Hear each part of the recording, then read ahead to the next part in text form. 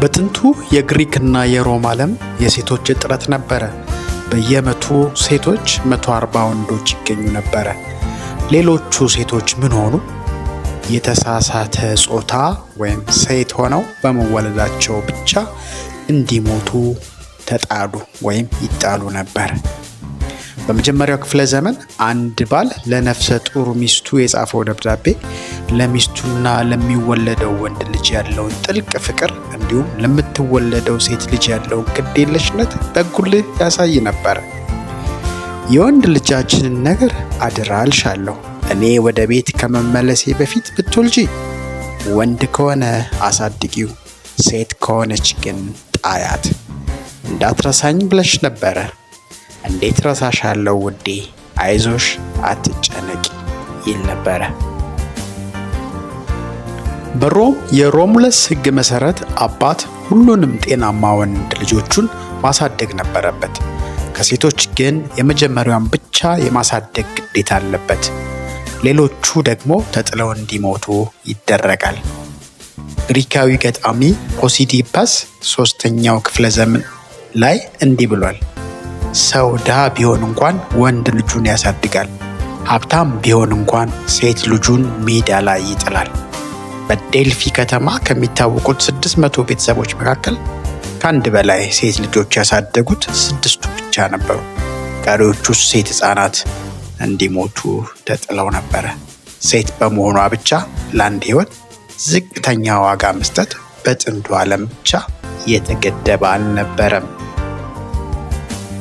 እንደ ኤሮፓ አቆጣጠር በ1990 አመርቲያ ሴን ከ100 ሚሊዮን በላይ ሴቶች ጠፍተዋል በሚል ርዕስ በቻይና በህንድና በሌሎች ቦታዎች ስላለው የጾታ አለመመጣጠን አንድ ታዋቂ ጽሑፍ ጽፎ ነበረ። ከ20 ዓመታት በኋላ ሁኔታው ይበልጥ ተባባሰ።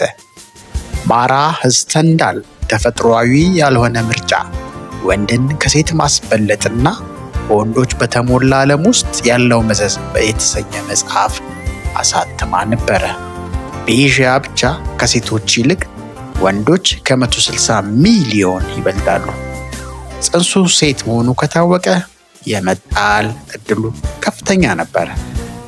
ይህ ያለመመጣጠን በሴቶች ላይ ሌላ መዘዝ አምጥቷል። ሀብታም ቤተሰቦች ለወንድ ልጆቻቸው ሚስት ማግኘት ስለማይችሉ ድሆች ልጆቻቸውን የመሸጥ እድላቸውን እንዲጨምር አድርጓል። ይህም ለህገ ወጥ የሴቶች ዝውውርና እድሜያቸው ከ12 ዓመት በታች የሆኑ ህጻናት እንዲጋቡ ምክንያት ሆኗል። በክፍለ ዘመናት ሂደት ግን ይህ የጾታ አለመመጣጠን መቀየር ጀመረ። ይህ ሊሆን የቻለው ከ2000 ዓመታት በፊት ይኖር ከነበረ አንድ ጠራቢ ጋር ግንኙነት ይኖረው ይሆን? ስለ አምላክነቱ የምታምነውን ለጊዜው ተወው። እርሱ ሰው ነበር እንበል። በአንዲት ትንሽ ተራ በሆነች በወንዶች የበላይነት በምትመራ ዓለም ውስጥ የኖረ። ታዲያ ከዚህ አንድ ህይወት ውስጥ የወጡ ሞገዶች ዛሬም ድረስ በሴቶች ህይወት ላይ ተጽዕኖ እያሳደሩና ለሴቶች እየተሟገቱ ናቸው። ኢየሱስ ከመንገድ ብዛት ደክሞት በውሃ ጉድጓድ አጠገብ ለማረፍ ተቀመጠ።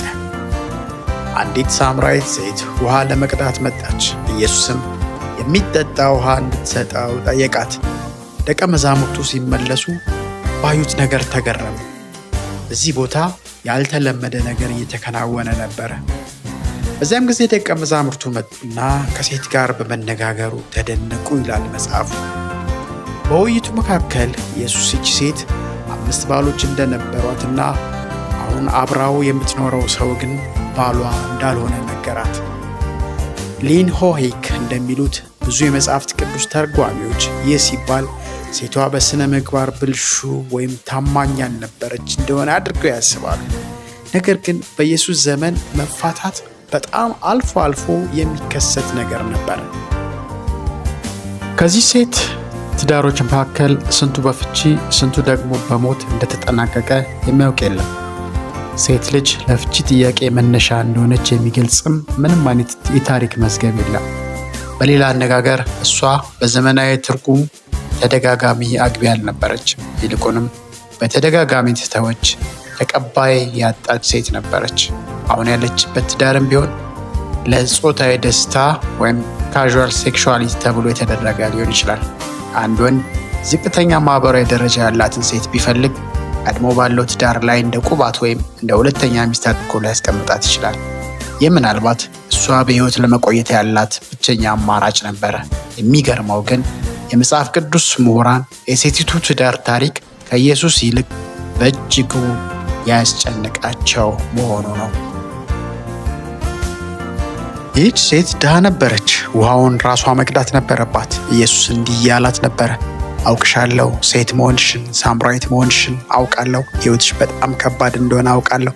ታሪክሽን አውቃለሁ። ለእኔ ደግሞ ይህ ግድ ይለኛል እያላት ነበረ። ይህ ረቢ በጉድጓድ አጠገብ ተቀምጦ ስለዚህ ሴትና ከእግዚአብሔር ጋር ስላላት ግንኙነት ጥልቅ የሆነ ስነ መለኮታዊ ግላዊ ውይይት አደረገ። ለአእምሯ፣ ለአስተያየቷና ለጥያቄዎቿ ትልቅ ግምት ሰጠ። ኢየሱስ በጣም አብዮታዊ የሆነ ነገር እያደረገ ነበረ። አንዲት ሴት የራሷ ማንነት እንዳላት ሰው አድርጎ ይይዛት ነበረ።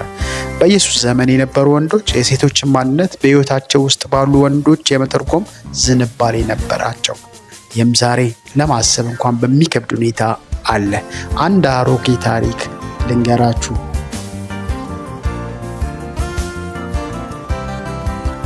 አንድ ትልቅ የኩባንያ ስራ አስኪያጅ ወይም ሲኢኦ እና ባለቤቱ በመንገድ ላይ የተጓዙ ነዳጅ ለመቅዳት ይቆማሉ።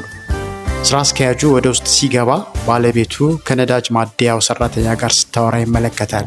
ሲወጣ ለምን እንደምታዋራው ጠየቃት። እሷም ቀደም ሲል እንደምታውቀውና የፍቅር ጓደኛዋ እንደነበረ ነገረችው። ስራ አስኪያጁን በኩራት የነዳጅ ማደያ ሰራተኛ ሳይሆን እኔን የኩባንያ ስራ አስኪያጁን በማግባትሽ ደስተኛ እንደሆንሽ እገምታለሁ አላት።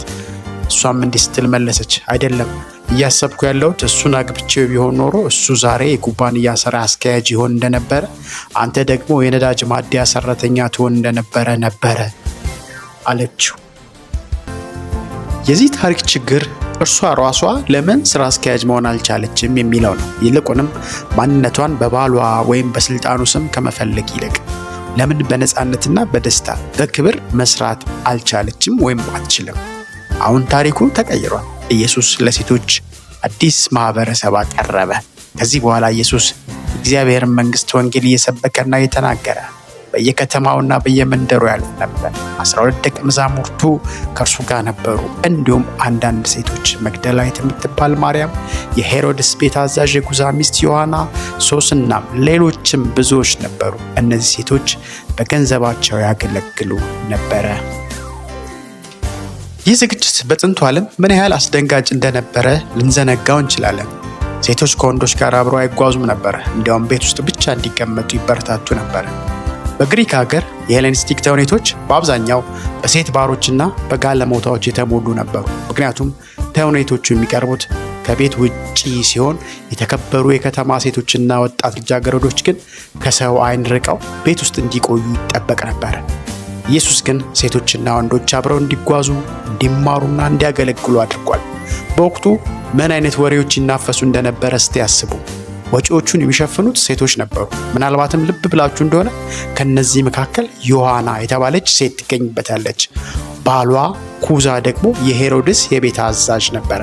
ይህ ሄሮድስ ደግሞ ኢየሱስን ለመግደል ይፈልግ የነበረው ያው ሄሮድስ ነበረ። አንድ ቀን ኢየሱስ እያስተማረ ነበረ። ይህንንም ሲናገር ከሕዝቡ መካከል አንዲት ሴት ድምጿን ከፍ አድርጋ የተሸከመች ማዕፀን የጠባቸው ጡቶች ብፁዓን ናቸው አለችው። ይህች ሴት ለኢየሱስ እናት ምስጋና እያቀረበች ነበር። እኛ የምንጠብቀው ምላሽ አመሰግናለሁ፣ እናቴ በዓለም ካሉ እናቶች ሁሉ ምርጥ ናት፣ ደግሞ ድንግል ነች የሚል ምላሽ ሊሆን ይችላል። ይልቁንም ኢየሱስ የሰጠው ምላሽ ጠንከር ያለ ነበረ። ኢየሱስ ሆን ብሎ ቀጥተኛ ምላሽ ሰጠ። ተሳስተሻል አላት። ይልቁንስ የእግዚአብሔርን ቃል ሰምተው የሚጠብቁ ብፁዓን ናቸው አላት። ለኢየሱስ የአንዲት ሴት ትልቁ ጥሪ ከእንግዲህ ልጅ መውለድ አይደለም። እናትነት ልክ እንደ አባትነት ክቡር ጥሪ ነው። ነገር ግን የመጨረሻው ትልቁ ጥሪ አይደለም። ልጆች ከሌሉሽ ሕይወት አላመለጠሽም። በኢየሱስ ጥሪ ውስጥ ቦታ አለሽ። በነገራችን ላይ ልጆች ቢኖርሽ እንኳን ማንነትሽ የሚለካው እነርሱ በሚሆኑት ባህሪያቸው አይደለም። ሴቶችና ወንዶች በሰብአዊነታቸው እኩል በመሆናቸው የአንዲት ሴት ትልቁ ጥሪ የወንድም ትልቁ ጥሪ ነው። ይህም በአምሳሉ የፈጠራቸውን የእግዚአብሔርን ፍቃድ ማወቅና ማድረግ ነው።